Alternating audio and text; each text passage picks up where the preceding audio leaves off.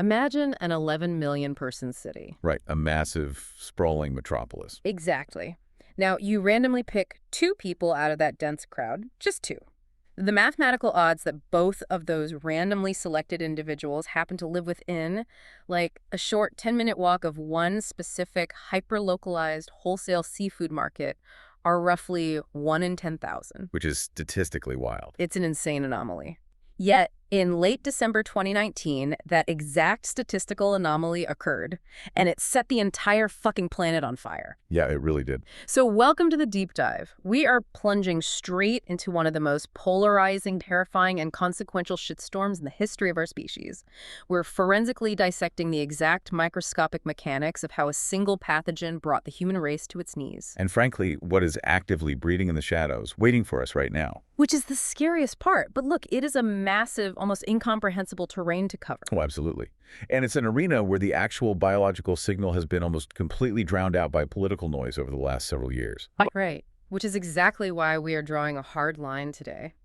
For you listening, the mission of this deep dive is to strip away the political bullshit. Fully. We are actively ignoring the talking heads, the tribalism, the endless culture wars. We don't care about any of that.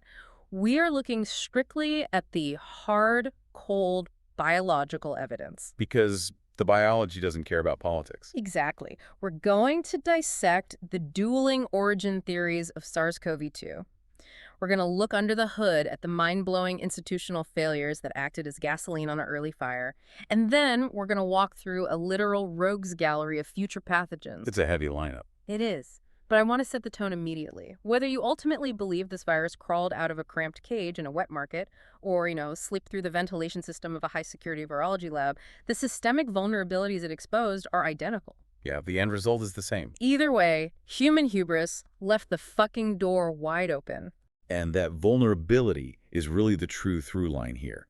Both scenarios expose a terrifying fragility in how modern civilization interacts with a microscopic world. Absolutely. But the most compelling part of this discussion isn't just looking backward at a historical postmortem. It's the mathematical certainty of what the epidemiological community calls Disease X. Disease X. Just the name sounds ominous. Right. But it's paired with this utterly badass trillion-dollar scientific master plan that's currently being built brick by brick to stop it from ending the world. We are basically looking at a literal blueprint for human survival. Okay, to understand how to stop the next apocalypse, we have to start at ground zero of the last one. Wuhan, China. Wuhan. We need to forensically deconstruct how this specific viral sequence breached the human species, and that means wading straight into the origin debate. Right into the deep end. Yeah. Let's start with the dominant scientific consensus, which is the Zoonotic Spillover theory. Right, the idea that this was a natural evolutionary jump from wildlife directly into humans. Exactly. So the prevailing model points to horseshoe bats, specifically the Rhinolophus species, acting as the original reservoir. With the virus taking a pit stop, essentially in an intermediate animal like a raccoon dog, a palm civet, or a mink. And all this happening right at the Huanan seafood wholesale market. Yeah. And to really grasp the mechanics of a natural spillover like that, you have to look at the genetic anatomy of the virus itself. Genomic sequencing of SARS-CoV-2 shows an incredibly high genetic sequence identity with wild bat coronaviruses found in nature. Yeah, how high are we talking? Well, there is a specific bat coronavirus designated RPYN6, which exhibits a 97% genomic identity across a massive section of its sequence to SARS-CoV-2. 97%, so they're practically cousins. Exactly. That level of similarity tells evolutionary biologists that they share a very recent, very close common ancestor. But 97% isn't 100%. It still needed a way to actually infect us. Precisely. And the prevailing natural theory argues that through standard adaptive evolution inside that unknown intermediate host, this ancestral virus acquired what we call a generalist binding affinity. Okay, stop there. What does generalist binding affinity actually mean in practice for people who aren't biologists? Sure, okay. Think of a virus's spike protein like a physical key, and the cells in your respiratory tract as a lock. Makes sense. Most viruses have highly specialized keys. A bat virus key usually only fits a bat cell lock. It doesn't fit a human lock, or a pig lock, or a cat lock. It's locked out. Right. But occasionally a virus mutates a skeleton key. A generalist binding affinity means the virus has evolved a spike protein shape that is, well, good enough to pick the locks of multiple different mammalian species, humans included. So it doesn't need to mutate exactly when it hits a human? Exactly. It doesn't need a sudden, miraculous genetic mutation right at the exact second it contacts a human. It is already pre-equipped to invade. And the physical location where that skeleton key supposedly turned its first human lock is the Huanan market. Because environmental swabs taken there in early January 2020 found huge concentrated traces of the virus in the exact southwest corner of the market. Which is exactly where live highly susceptible wildlife species were being illegally traded and slaughtered. But that the real meat of this natural theory is the geospatial data you mentioned earlier, the math behind the spread. Yeah, this revolves around a deeply fascinating concept called the Two-Spillover hypothesis. Okay, wait on me. When evolutionary biologists looked at the genetic sequences from the very earliest days of the Wuhan outbreak, they realized the virus wasn't just one monolithic entity. It had already split into two genetically distinct viral lineages. Labeled Lineage A and Lineage B, right? Yes. And they were separated by just two single nucleotide variants. So imagine a massive ladder of DNA. These two lineages differ by just two tiny rungs. 2 rungs out of thousands. Okay, so Yeah. how does that usually look in a normal outbreak? Say one infected person walks into a crowded room and starts coughing. In a standard single introduction scenario, meaning one person sparking an outbreak, you see an evolutionary pattern called a single basal polytomy. A single basal polytomy. Okay. Yeah. Think of it like a tree with one thick trunk coming out of the ground, and all the subsequent mutated sublineages just branch off from that single trunk. That makes visual sense. And we saw exactly that clean, single trunk pattern in the closed, controlled environment of the cruise ships later in the pandemic. But in Wuhan, the tree looked totally different. Completely different. Genomic sequencing of the early Wuhan isolates revealed an abnormal phylogenetic structure. It had two distinct basal polytomies, two separate trunks coming out of the ground. Wow. Okay, so 2 trunks. Right. Lineage B made up about 2/3 of all the early sequenced genomes, and that lineage was heavily undeniably linked to the Huanan wet market. It was blowing up among vendors and shoppers. And that's the one that eventually seeded the global pandemic. Exactly. But lineage A, the remaining third of the early cases, was initially identified in only 2 human patients back in December 2019. Just 2 people. Just 2. And neither of those 2 people had any direct documented contact with the wet market. And this is the 1 in 10,000 anomaly I brought up at the start. You have these 2 Lineage A patients. On paper, their daily lives have absolutely zero connection to the seafood market. Not at all. But then epidemiologists run the spatial analysis. They map out the precise GPS coordinates of where these 2 people lived, worked, ran errands, and both of their lives orbited within just a few kilometers of the Huanan market. Yeah. If you try to argue that Lineage A originated somewhere else in the city, the mathematical probability of the only 2 randomly infected people residing that close to the Huanan market by pure chance is staggeringly low. It's almost impossible.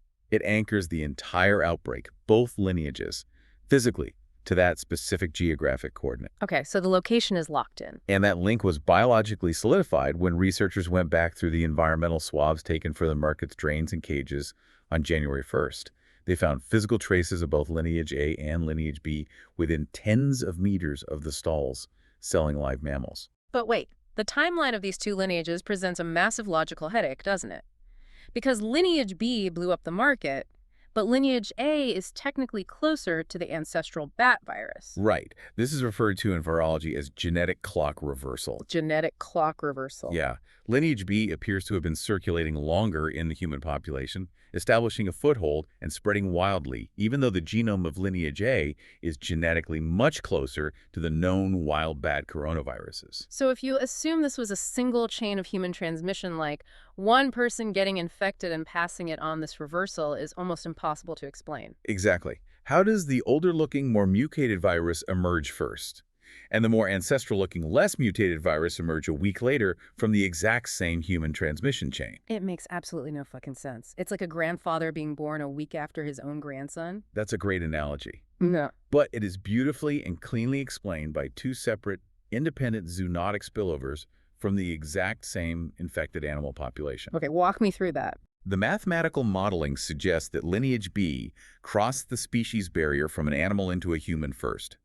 Then, approximately 7 days later, Lineage A crossed the species barrier from an animal into a completely different human in a secondary separate event. Okay, I'm going to push back on this because to a layperson, that sounds utterly insane.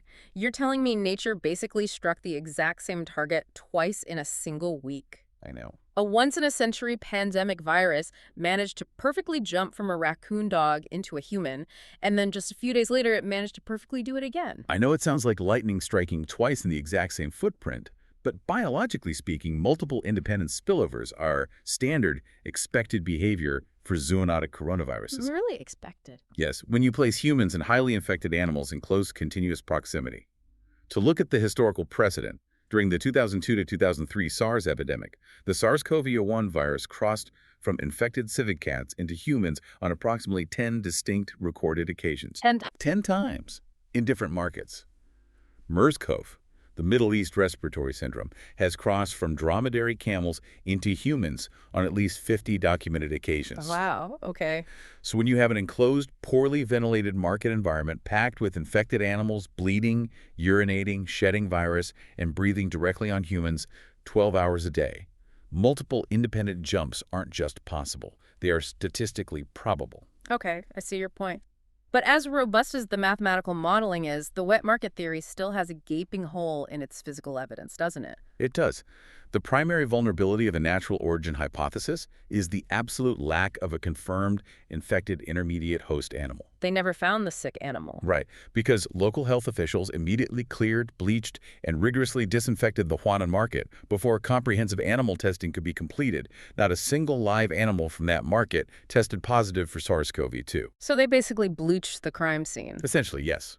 We have environmental swabs of metal cages and floor drains, but we do not have a swab from a sick raccoon dog. That's a huge missing piece. And furthermore, critics of the two-spillover theory are quick to point out that early researchers actually excluded 20 intermediate genome sequences that seem to blur the line between lineage A and B from their phylogenetic trees. Wait, hold on. They just threw out 20 pieces of genetic evidence? Why? They classified them as sequencing artifacts. Basically, errors in the genetic read caused by low sample depth or contamination. Oh, that's convenient. Well, if independent analysis ever proves those intermediate genomes were genuine human infections rather than laboratory errors, the entire dual spillover hypothesis shatters. Why?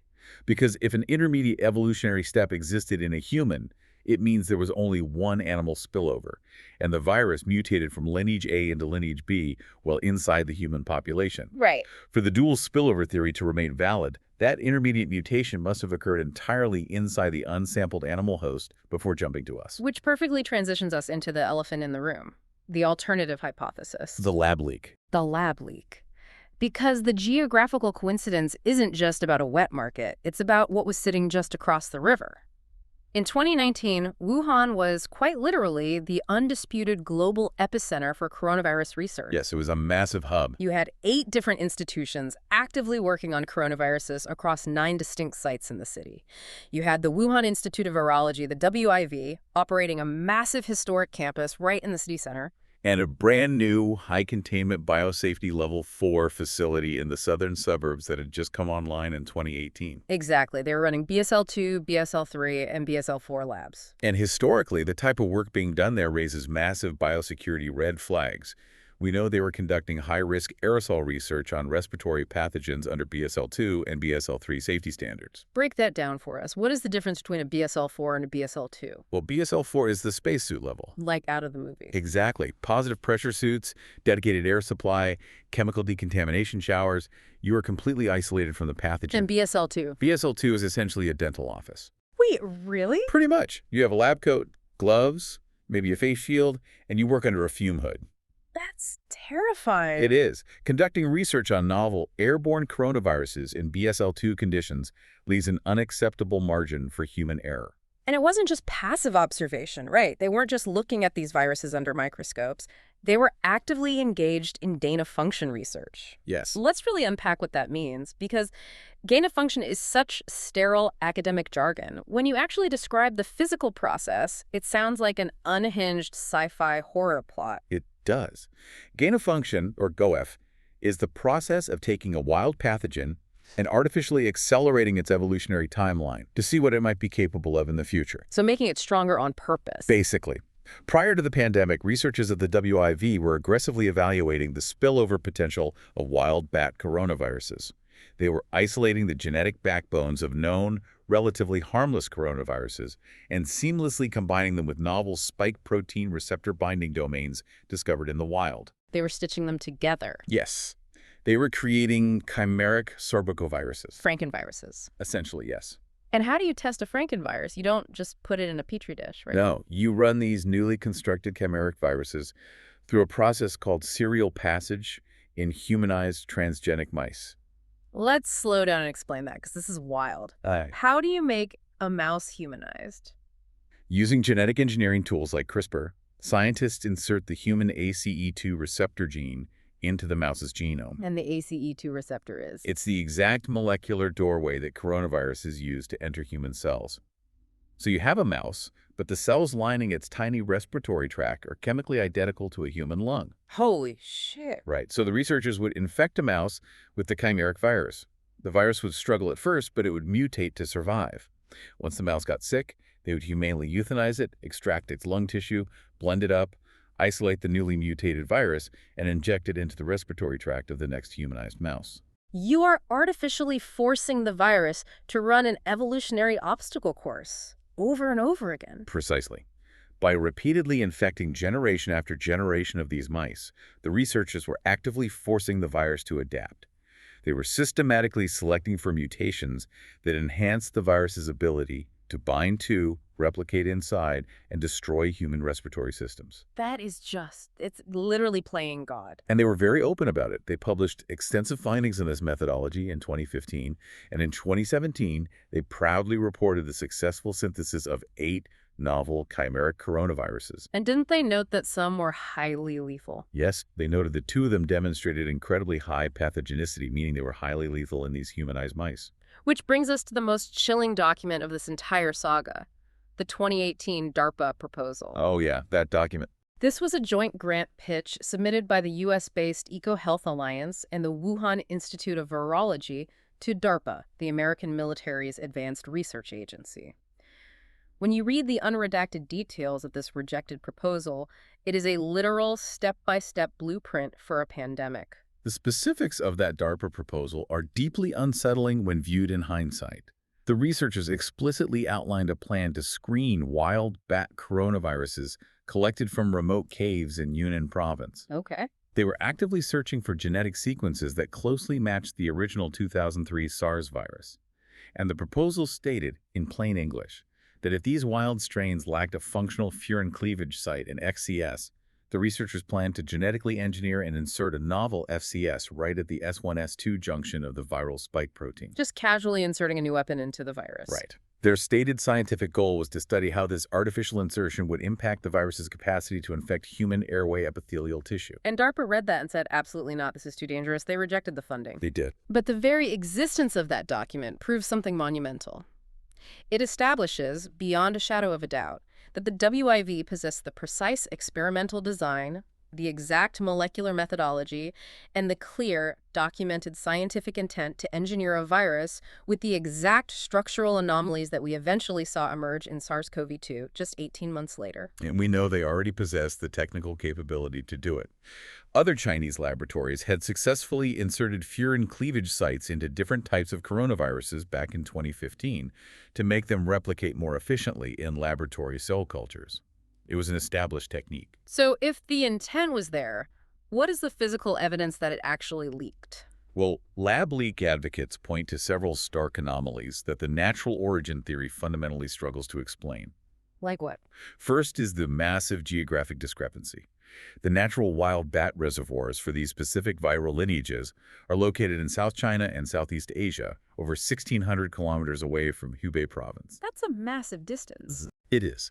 Now, WIV research teams regularly travel to these distant regions. For instance, they repeatedly visited an abandoned copper mine in Tongguan, Yunnan, where they discovered the closely related RATG13 virus after miners died of a mysterious pneumonia. So the researchers were going to the source. Yes. And photographic evidence shows researchers often operated in these deep cave systems with woefully inadequate personal protective equipment.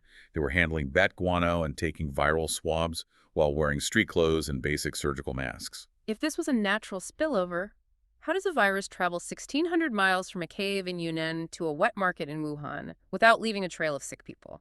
Because normally a natural spillover is messy. Exactly. Historically, zoonotic spillovers leave a massive geographical footprint. They trigger multiple scattered clusters of infection across rural supply chains, farming villages, and regional transit hubs long before they ever reach a major, highly modernized urban center. But with COVID, there was none of that. None. The early phase of COVID-19 featured absolutely zero secondary outbreaks outside of Wuhan. It just spontaneously exploded in this one highly urbanized location. That's incredibly suspicious. Furthermore, when SARS-CoV-2 first emerged, it was immediately terrifyingly contagious in humans. The primary human isolates from the very beginning of the outbreak were genetically homogeneous. They differed by almost nothing. Meaning the virus didn't need any time to figure out how to infect us. It didn't fumble the lock. It was already a master at it. Right. This profound lack of early adaptive mutations suggests the virus may have already been pre-adapted to human cell transmission before it ever infected patient zero. Pre-adapted. And pre-adaptation is a classic telltale characteristic of pathogens that have been subjected to repeated serial passages in humanized cell cultures or transgenic mice. We also have to acknowledge the historical precedent here. People act like a lab leak is a crazy conspiracy theory, but biosecurity history is literally littered with them. It's surprisingly common. Yeah. After the 2003 SARS pandemic, the SARS-CoV-1 virus accidentally leaked from high-security laboratories on 4 separate documented occasions, in Singapore, in Taiwan, and twice in Beijing. Don't forget the Russian flu. Right. The 1977 reemergence of the H1N1 Russian flu, which circled the globe, is widely recognized by the virology community as a laboratory-associated release linked to botched vaccine trials. Labs leak. It is a statistical reality. It absolutely is. But the core of the lab leak argument doesn't rest on geography or history. Yeah. It rests on the molecular evidence. Okay, let's get into the molecules. This brings us back to the Furin cleavage site, the FCS. Out of the hundreds of known Sorbecoviruses in this specific subgenus, the sprawling family tree that includes both SARS-1 and SARS-2, SARS-CoV-2 is the only one that possesses this specific FCS feature. I really want to hammer this point home. You have hundreds of closely related viruses, and only one of them has this specific genetic weapon. How does an FCS actually work? Okay, so the FCS is located precisely at the S1-S2 junction of the spike protein. It's a specific sequence of amino acids that acts as a targeted cutting site.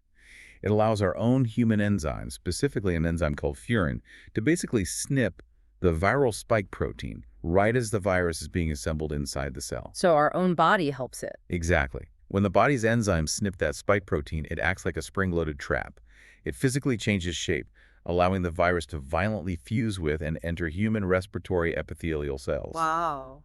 Under natural evolutionary models, the sudden, perfect appearance of this highly functional site in a viral lineage that is otherwise completely devoid of it is a profound biological anomaly. But the anomaly goes so much deeper than just possessing an FCS. It's the exact, specific genetic makeup of the site itself. This is where molecular biology becomes incredibly eerie. Eerie is the right word. The precise amino acid sequence of the SARS-CoV-2 cleavage site is PRRARSVS.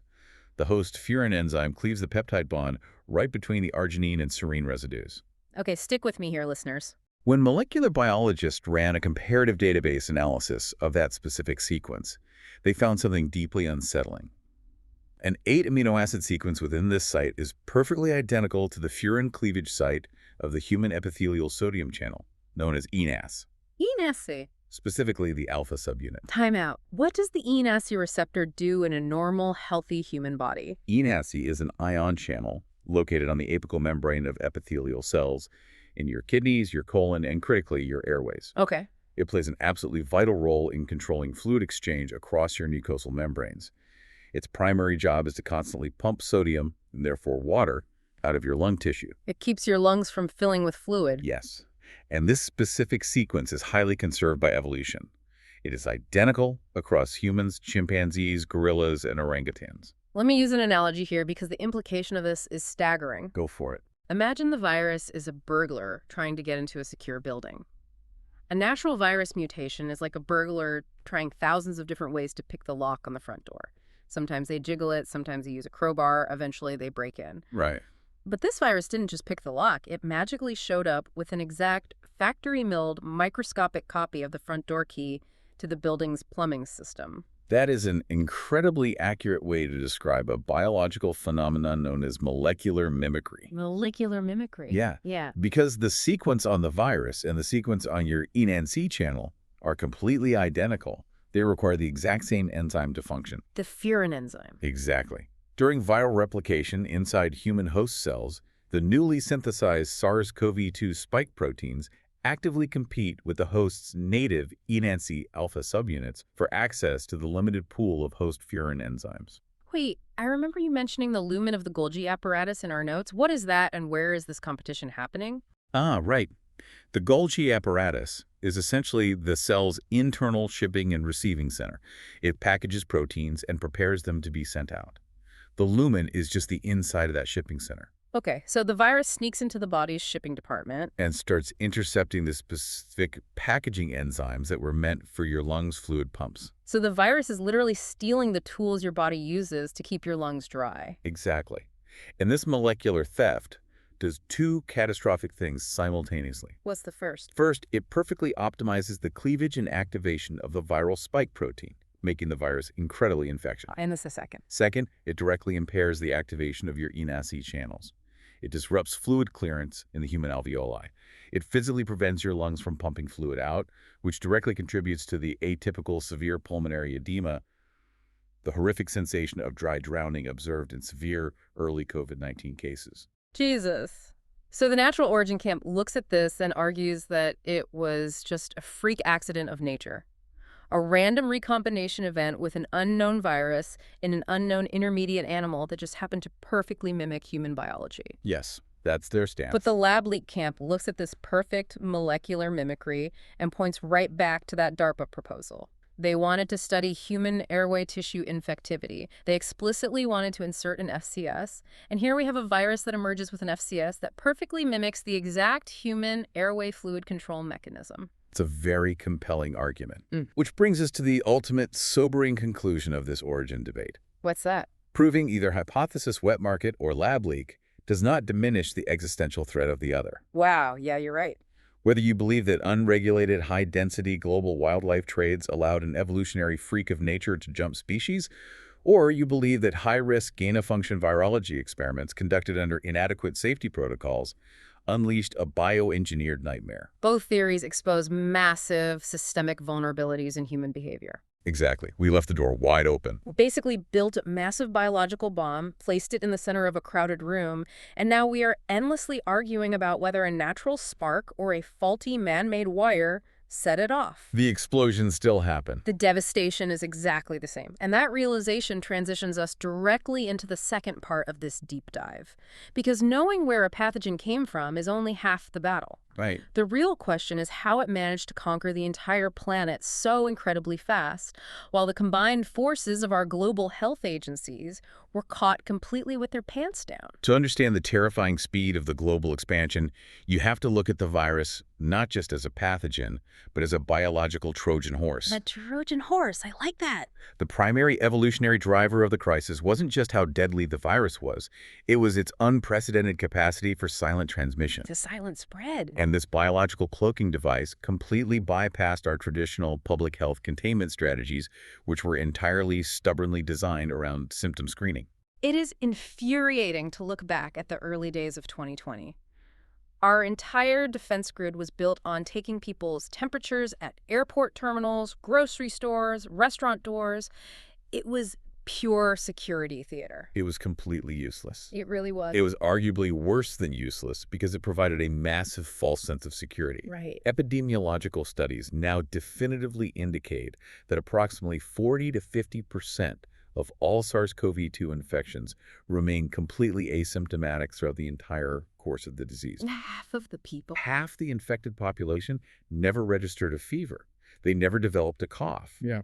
Yet these completely asymptomatic individuals exhibited viral loads in their upper respiratory tracts that were entirely comparable to highly symptomatic, hospitalized patients. So they were just walking around fine, but shedding virus everywhere. They had an equal potential for spreading the virus. And they were shedding it for a long time, weren't they? It wasn't just a quick window. No, asymptomatic carriers could actively shed and transmit viable virus for extended periods, frequently exceeding 14 days. 2 weeks of silent spreading. And what is truly terrifying is the hidden damage. When pulmonologists performed high-resolution CT scans on these completely asymptomatic individuals, they frequently found subclinical lung abnormalities. What kind of abnormalities? Widespread ground glass opacities in the lungs. Wait, explain what a ground glass opacity is. It's a term radiologists use when the lungs look hazy on a scan, resembling frosted glass. It indicates partial filling of air spaces with fluid or inflammation. So even if they didn't feel sick, their lungs were getting chewed up. Yes. It proved that just because you didn't feel clinical symptoms didn't mean the virus wasn't physically ravaging your internal tissues. Your body was at war and your brain just hadn't received the alarm. And even if you were part of the 50% that did eventually get sick, the timing of the contagion was brilliantly engineered to maximize spread. This brings us to the pre-symptomatic window. Exactly. Infected individuals shed massive amounts of virus during the median 5 to 6 day incubation period before they ever develop a tickle in their throat. So you're shedding before you even know you're sick. Longitudinal studies clearly show that SARS-CoV-2 viral loads in the upper respiratory tract actually peak immediately before or at the very onset of clinical symptoms, and then they progressively decline as the immune system kicks in. If we contrast this with past outbreaks, the brilliance of this virus becomes obvious. With the original SARS-1 virus in 2003, viral replication peaked in the lower respiratory tract only after severe clinical symptoms manifested. Right. You only became a highly contagious vector after you were already incapacitated, hacking your lungs out in an isolated hospital bed. Which makes containment relatively straightforward. Public health agencies just find the visibly sick people and quarantine them. But this new virus made you a biological weapon precisely when you felt totally healthy, energetic, and ready to go to a crowded indoor wedding. Mathematical modeling of early outbreak clusters in places like Singapore and China estimated that pre-symptomatic transmission contributed to between 48% and 62% of all secondary transmissions. That's huge. For a pathogen operating like this, symptom-based isolation was fundamentally structurally ineffective. It allowed the virus to spread silently through communities for weeks before health authorities even registered that an outbreak was occurring. And our understanding of how it spread was totally flawed early on. We were told for months to obsessively wash our groceries and scrub cardboard boxes, right? Oh, the fomite panic. Yeah. But the real threat was airborne aerosol transmission. Right. While direct contact and large, close-range respiratory droplets within a meter were primary routes, accumulating evidence quickly confirmed that aerosol transmission was the critical driver of indoor transmission. What's the difference between a droplet and an aerosol? Microscopic liquid particles containing viable virus that remain suspended in the air. These invisible aerosols can remain suspended in a room for up to 3 hours. 3 hours. And travel distances exceeding 10 meters, easily floating across a restaurant in poorly ventilated spaces. This airborne dynamic is what drove the massive super-spreading events in gyms, choir practices, and restaurants, completely independently of direct physical contact. Which brings us to the ultimate tragic forced experiment of the early pandemic, the Diamond Princess cruise ship. Yeah, that was a disaster. It was a monumental clusterfuck of institutional incompetence, but epidemiologically speaking, it served as a pristine, real-time scientific laboratory. You had a massive, demographically homogeneous population trapped inside a hermetically sealed, confined space. It brutally exposed both the silent transmission dynamics of the virus and the absolute fatal ineptitude of early quarantine protocols. Let's run through the timeline because it's a masterclass in systemic failure. The index case was a passenger who boarded the massive vessel in Yokohama, Japan on January 20th, 2020. This individual had been experiencing a persistent cough since January 19th, the day before boarding. He disembarked in Hong Kong on January 25th, and a few days later, on January 30th, he tested positive for COVID-19. And the Hong Kong government immediately notified the cruise line and the ship's captain on February 1st. So put yourself in the captain's shoes. You get the call on February 1st. You have a highly contagious novel respiratory pathogen circulating on your massive ship. What do? You lock it down, right? You think? No. He waits. He waits a full 48 hours to inform the thousands of passengers and the crew. Unbelievable. During those 2 critical days, normal shipboard operations just continued. Open buffets where hundreds of people handled the same serving tongs remained fully operational. Which is the worst possible thing. Recreational activities, packed theater shows, crowded dance parties, they all proceeded as normal. Thousands of passengers were mingling freely, breathing the exact same HVAC recycled air. A formal cabin lockdown was not implemented until 11:00 p.m. on February 3rd, and the ship was officially placed under mandatory quarantine by Japanese health authorities on February 5th. But the word quarantine implies safety, containment, and medical oversight. This quarantine was a literal death trap. First, you have the jurisdictional ambiguity.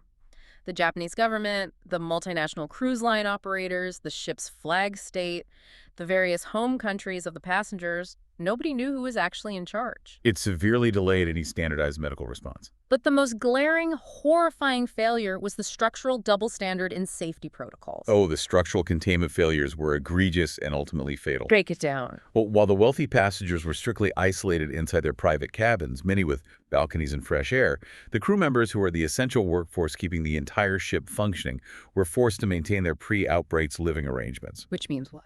They continued to share small, unventilated cabins deep in the bowels of the ship, typically 4 crew members sharing a single cramped bathroom. Wow. They continued to dine together in massive communal mess halls.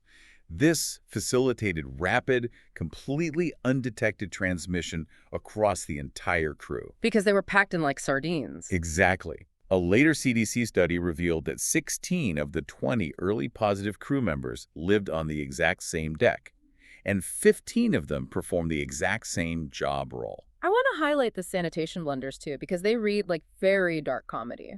The crew had absolutely zero formal training in infectious disease management. They were hospitality workers. Right.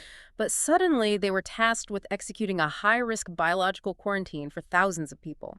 During the early stages, untrained crew members were delivering meals face-to-face to each passenger cabin 3 times a day. And they were doing this while wearing the exact same pair of latex gloves throughout their entire shift. Touching door handles, plates, walls. Furthermore, meals were served on standard, reusable china tableware rather than disposable paper or plastic. So they had to collect the dirty dishes later. Exactly. And crew members routinely collected dirty dishes, used silverware, and heavily soiled linens from the quarantine cabins without wearing appropriate personal protective equipment. They essentially weaponized the ship's hospitality infrastructure. They created massive, high-touch physical vectors that bridged the gap between isolated cabins. They really did. And how did the Japanese health officials handle the testing strategy? They vastly exacerbated the problem. Initially, Japanese health officials universally rejected the concept of mass, ship-wide testing. Wait, why wouldn't they test everyone? They restricted diagnostic testing strictly to passengers who were showing active, severe respiratory symptoms. Oh, because they didn't know about the silent spread. Right. This diagnostic protocol completely missed the massive demographic of asymptomatic carriers who just continued to spread the virus silently among their cabin mates and the crew during the quarantine. Let's look at the catastrophic math of this disaster. You mentioned earlier something called a stochastic branching process. Unpack that and give me the numbers. A stochastic branching process is a mathematical model used by epidemiologists to predict how a disease spreads through a population by calculating probabilities at each step of transmission. Okay. Imagine a tree branching out, where every branch represents an infected person, and the math calculates how many new branches will sprout from them. Got it. By applying this model to the Diamond Princess, they calculated the initial basic reproduction number, the R0. In that confined ship environment, the R0 ranged between 2.28 and a staggering 14.8. 14.8. So one single infected person was actively infecting up to 14 other people. Yes. The epidemic doubling time was just 3.4 days. The transmission velocity was exponential. That's insane. Of the 3,711 passengers and crew on board, 712 individuals ultimately tested positive. That is a 19% overall infection rate in a matter of weeks. Wow. And incredibly perfectly consistent with the broader global data we discuss, 46% of the positive cases on the ship were completely asymptomatic at the time of testing. Almost half. Now, the cabin quarantine did eventually reduce viral transmissibility by about 29%, lowering the effective reproduction number to 1.78. This imperfect lockdown prevented more than 2,000 additional infections compared to doing absolutely nothing. But here is the gut-wrenching punchline. If the Japanese health authorities had just immediately evacuated that ship on February 3rd, instead of trapping everyone on board in a deeply flawed, porous quarantine, comparative mathematical modeling indicates the total number of infected individuals would have been capped at just 76. Just 76. By keeping them on the water, they literally turned the ship into a floating incubator. They engineered the perfect environment for the virus to multiply. It was a catastrophic failure of both symptom-based surveillance and structural biosecurity, which serves as a stark, undeniable warning. Why warning? Because as we look forward, the environment that breeds and accelerates these viruses isn't shrinking. It is actively expanding. So we survived that nightmare. But the real terror is what is actively breeding in the shadows right now. Oh, absolutely. We've forensically dissected the past, but let's pivot to the very imminent future. We need to explore the Anthropocene threat matrix. Because pandemics aren't just a matter of cosmic bad luck, are they? No, they are not random acts of God. The frequency of emerging infectious disease outbreaks is projected to increase sharply over the coming decades. Why? They are a direct biological symptom of our expanding ecological footprint. We are systematically, aggressively bulldozing the ancient natural barriers that historically kept deadly pathogens isolated deep within remote wildlife reservoirs. We're pushing nature into a corner, and nature always fights back. Let's run through the trio of threats driving this doom loop. First up, deforestation and urban sprawl. Right. Deforestation drives humans, our infrastructure, and our domestic livestock deep into previously untouched, pristine ecosystems. Makes sense. It causes massive habitat fragmentation, forcing wild species to fundamentally alter their migration ranges and bringing them into frequent, direct contact with human communities. Like what happened with Ebola. A classic, tragic example. The emergence of the Ebola virus in West Africa has been strongly linked to the systematic destruction of native tropical rainforests to make way for massive commercial palm oil plantations. To make this concrete, let's look at the fruit bats. The native fruit bats, the Pteropodidae family, cannot survive in a monoculture palm oil plantation. There's no diverse food for them there. Their ecosystem is gone. Right. So where do they go?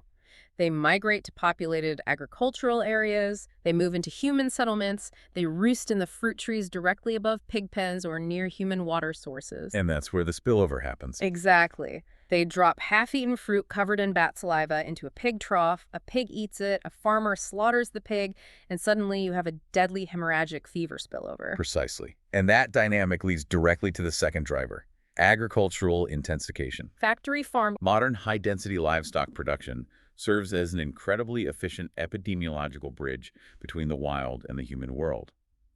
Pathogens routinely cross from displaced wild species into crowded agricultural animals like pigs, poultry, or camels.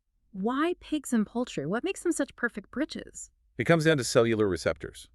Pigs, for example, possess receptors in their respiratory tracts that can bind to both avian or bird viruses and human viruses. Oh, that's bad. It makes them hyper-efficient viral mixing bowls or amplification hosts. Mixing bowls. So what happens inside the pig?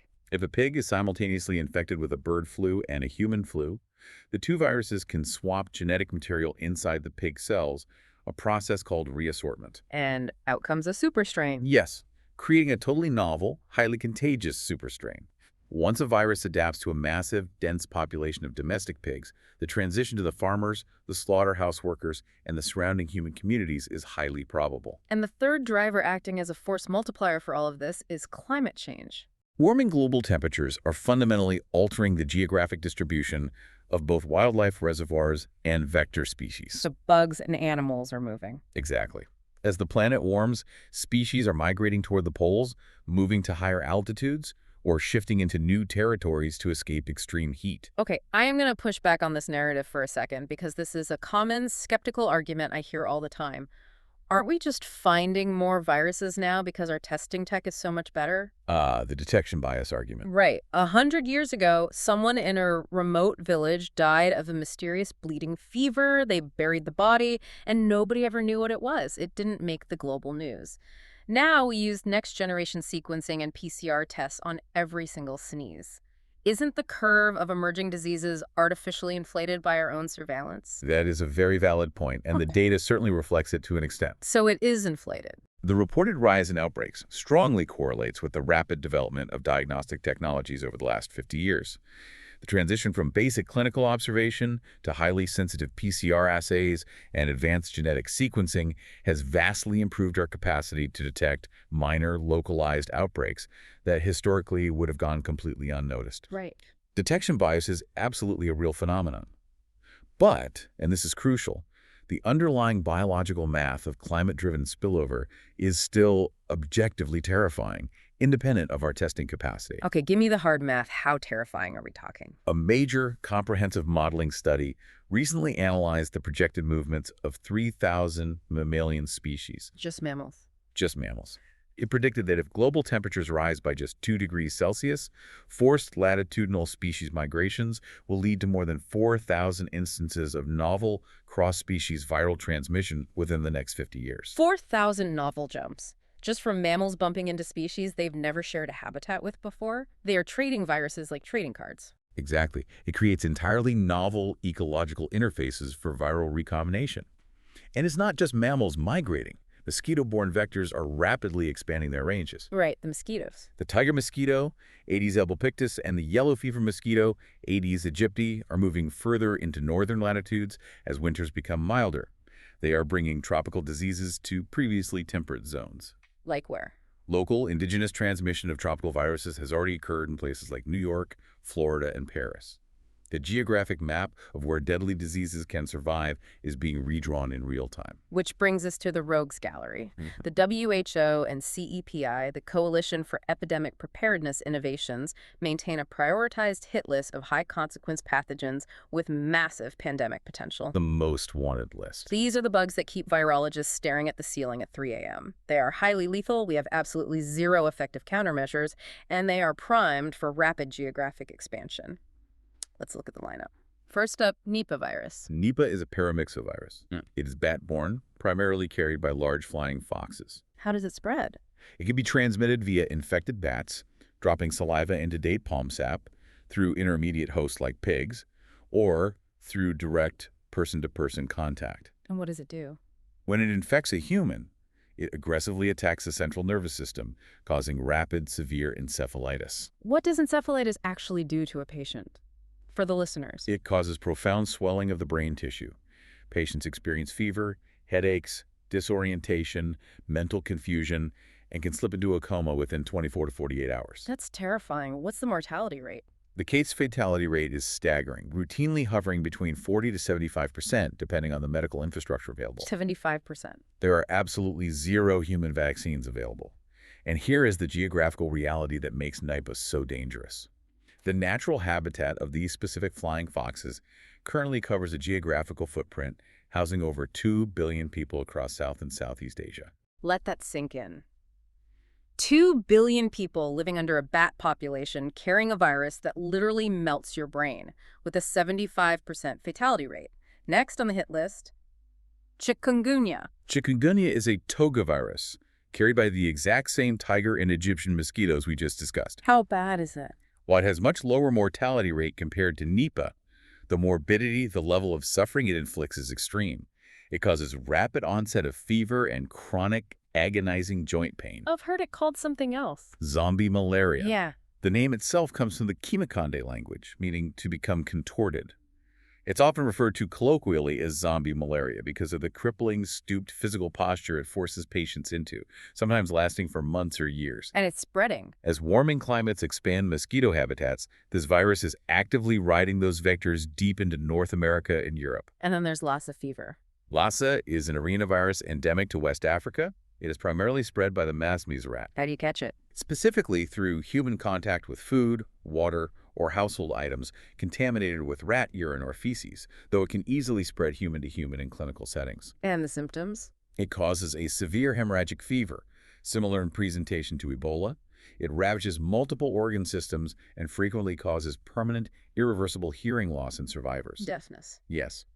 The overall case fatality across all infections is around 1%, but it spikes to 15% in hospitalized patients and can reach 50% during large epidemics.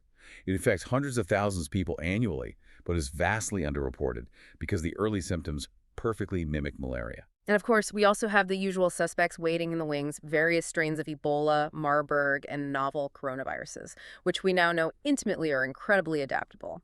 But all of these viruses have names. We know what they look like under an electron microscope. We know their genetic structures. Which raises the most important question in modern biosecurity. How do we fight an enemy that doesn't even have a name yet? Enter disease X. Exactly. Disease X is a placeholder concept coined by the WHO and CEPI. It doesn't represent a specific known virus. What is it then? It represents the next inevitable, highly infectious, immune-evading pathogen that will emerge from an unknown animal source to trigger a global crisis. Like COVID was. SARS-CoV-2 was, in reality, the first actual manifestation of Disease X since the term was created. It proved to the world how completely vulnerable our global systems are to a novel pathogen that entirely bypasses all pre-existing human immunity. Okay. I can feel you, the listener, spiraling into total despair right now. Yeah. We've spent almost an hour talking about deadly lab leaks, incompetent cruise ship captains, brain-melting bat viruses, and the mathematical certainty of thousands of impending cross-species transmissions. A lot of doom and gloom. But I am stepping in to stop the doom spiral right now, because we aren't just sitting around waiting to die. The scientific community didn't just throw their hands up after 2020. There is a massive, highly aggressive, trillion-dollar counteroffensive currently underway. This brings us to the operational blueprint for our survival, CPI 3.0 and the 100 Days Mission. Explain the old way first, so we appreciate the new way. Historically, global health operated on a purely reactive, pathogen-by-pathogen approach. We waited for a specific bug to pop up, analyzed it, and then we spent years, sometimes decades, trying to design a bespoke vaccine from scratch. We were trying to fight biology at the speed of government bureaucracy. Exactly. It was agonizingly slow and entirely inadequate for a modern world where a virus can board a plane in Jakarta and land in London 12 hours later. So what's the new strategy? The new strategic paradigm is a proactive viral family framework. Virologists have successfully mapped out the 25 viral families known to possess the capability to infect humans. So they're studying the whole family tree. Rather than waiting for a specific strain to emerge, they are deeply studying these entire families and building robust prototype vaccine libraries. They are generating broadly protective vaccines, standardizing the manufacturing platforms, and compiling massive amounts of preclinical safety data preemptively. And the ultimate audacious goal of all this prep work is the 100 Days Mission.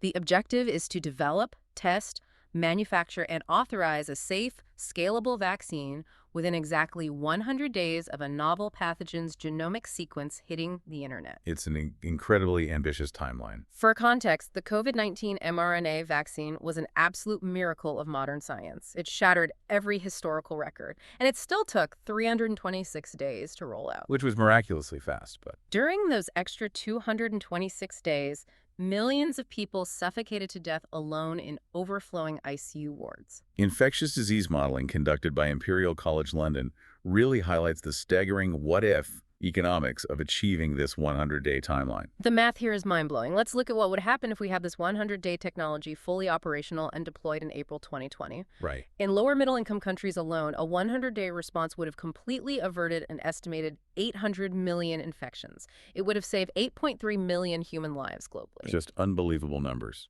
We would have avoided $63 billion in direct hospitalization costs.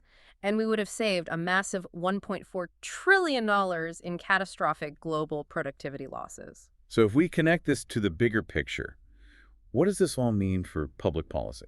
It means that investing in advanced biosecurity and proactive vaccine infrastructure isn't just a humanitarian health initiative. It is quite literally the best financial return on investment in human history. It really is. Spending billions now saves trillions and millions of lives later. It is the ultimate insurance policy. And to actually pull off the 100 Days Mission, the strategy relies on 4 advanced technological and structural pillars. Let's hit the pillars. What's number 1? First is the integration of artificial intelligence.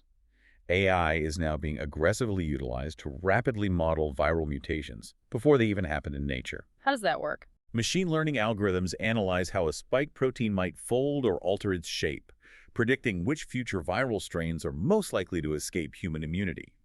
The AI then generates optimal immunogen designs for targeted vaccines in a matter of hours rather than months of trial and error in a wet lab. That is incredible. Number 2, rapid response vaccine platforms. We're talking about plug-and-play RNA platforms, specifically self-amplifying RNA and molecular clamp technologies. Let's break those down because they are game changers. How does self-amplifying RNA differ from the mRNA vaccines we all got? Standard mRNA is like handing a cell a single instruction manual to build a spike protein so your immune system can recognize it. Okay. But self-amplifying RNA, or SARNA, is like handing the cell an instruction manual that contains its own internal photocopier. A photocopier. Once inside the cell, it makes copies of itself. This means you need a microscopic fraction of the initial dose to achieve the same immune response. A lower dose requirement fundamentally solves global manufacturing and supply chain bottlenecks. And what about molecular clamp technology? A viral spike protein is essentially a loaded spring. When it hits a human cell, it springs open to fuse with the membrane. To create an effective vaccine, you have to train the immune system to recognize the closed spring, the pre-fusion state. Because if it's open, it's too late. If you vaccinate with an open spring, the immune system learns the wrong shape. The molecular clamp is a synthesized polypeptide that physically binds to the viral protein, literally clamping it shut in its pre-fusion state so the immune system can memorize the correct target. The third pillar is the vaccine libraries we mentioned earlier. Pre-testing these prototype vaccine candidates for all 25 high-risk viral families to create deep, instantly accessible repositories of safety data. Exactly. But the fourth pillar is perhaps the most crucial for global equity, and I want to passionately emphasize this point: regional manufacturing networks. We cannot, under any circumstances, repeat the absolute bullshit that happened during COVID. No, we cannot. Rich Western countries hoarded all the vaccine supply, while the global South was left to suffocate and rely on delayed charity. Decentralizing vaccine manufacturing is non-negotiable. And CPI is actively funding and establishing local, state-of-the-art mRNA manufacturing facilities in traditionally underserved regions: India, Africa, Latin America. This regional anchoring ensures a single, coordinated, systemic global response.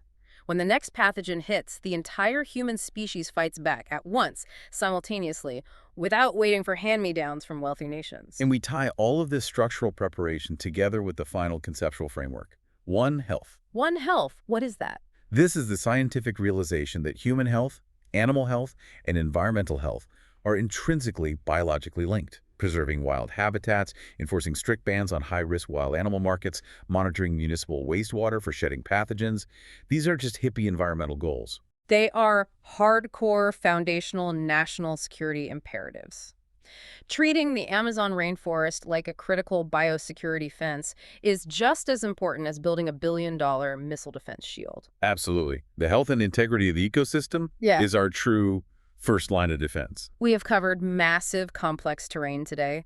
We started at the epicenter, looking at how aggressive human encroachment into wild ecosystems, or perhaps devastating scientific hubris in high-level laboratories, opened Pandora's box. We covered both angles. We looked at how SARS-CoV-2 brilliantly exploited our biological blind spots, using pre-symptomatic shedding and complex molecular mimicry to spread silently while we were busy pointlessly checking temperatures at airports. Our archaic, symptom-based defenses completely failed us. And looking forward, the true paradigm shift here is how you will process information. Yeah. The next time you get a news alert on your phone about a novel outbreak in a distant province, you aren't just going to look at the symptoms. You will look at the entire event through a fundamentally different lens. You'll ask about the testing protocols and the R0. You'll look for the rates of asymptomatic carriage and pre-symptomatic shedding. You'll question whether the local environment has been recently deforested or altered.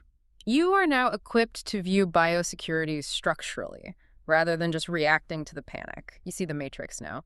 But I want to leave you with one final chilling thought to chew on.